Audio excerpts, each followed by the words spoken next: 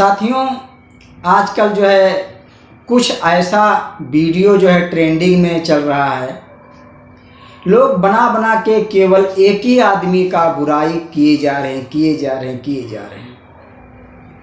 साथियों, मैं बताना चाहता हूँ कि जो बहन कुमारी मायावती जी हैं, इन्हीं के ऊपर बहुजन समाज के लोग काफ़ी दबाव बनाने की पूरी तरीके से कोशिश कर रहे हैं। मैं ऐसा क्यों कह रहा हूँ? भीम आर्मी के कुछ ऐसे कार्यकर्ता एवं समर्थक हैं, कहते हैं कि बहन जी की जो है मुझे ऐसा लगता है कि उनका मानसिक स्थिति अब काम नहीं कर रहा है, तो दुनिया के सबसे बड़े अस्पताल में उनका इलाज कराया जाना चाहिए माननीय बहन जी का। और अगर पैसे की कोई कमी हो मेरे भाई छोटे भाई आकाश आनंद को, तो आकाश आनंद मेरा छोटा भाई भीम आर्मी आजाद समाज पार्टी के लोगों को बोले कि हम बहन जी का इलाज नहीं करा पा रहे हैं पैसे के अभाव में, तो भीम आर्मी आजाद समाज पार्टी बहन जी के देश के नहीं दुनिया के सबसे बड़े अस्पताल में इलाज कर सकता है। पता नहीं ऐसा क्या अंदर उनके आ गया है, जो पत्नी कहाँ से वो साइंस वाला दिमाग इस्तेमाल कर रहे हैं कि क्या बताया जाए। बताइए, कहते हैं कि आकाश आनंद जी मेरा छोटा भाई जो है, अगर उसके पास पैसे नहीं हैं तो मैं बहन जी का इलाज कराने के लिए अपने भीम आर्मी के तरफ से पूरा पैसा दे करके उनका पूरा इलाज कराऊंगा। उनका दिमाग ठीक नहीं है, आए दिन अनाप शनाप बोलती हैं।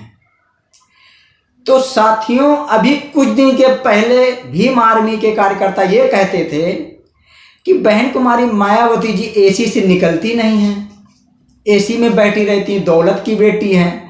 और आकाश आनंद जी को बोलती हूँ सोने के चम्मच से खाना खाता है, चांदी के चम्मच से खाना खाता है, और जो है एसी में बैठे रहते हैं, बाहर नहीं निकलते हैं।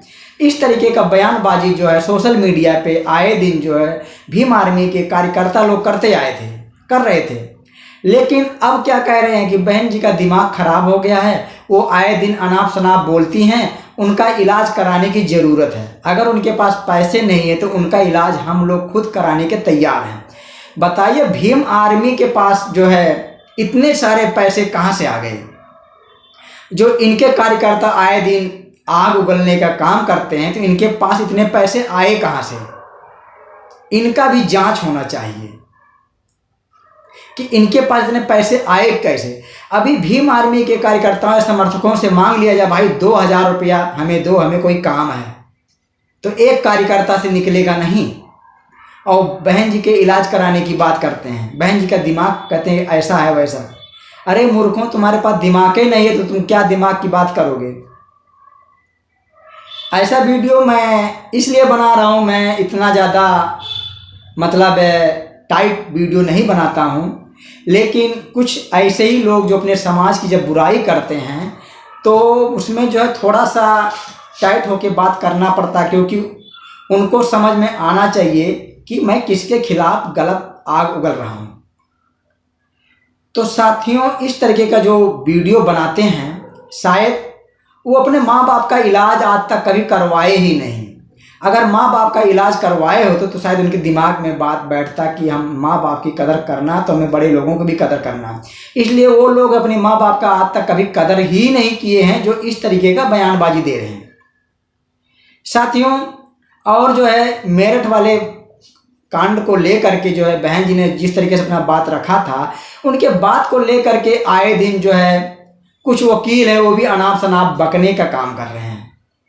जैसे भानु प्रताप एडवोकेट वकील हैं वो।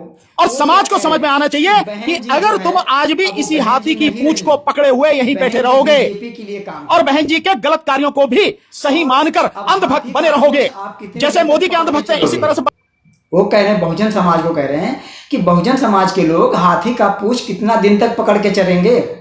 तो मैं साथियों ये बताना चाहता हूँ, हाथी का पूंछ कोई पकड़ने नहीं जा पाएगा। हाथी पे लोग सवारी करते हैं, पूंछ कोई नहीं पकड़ता।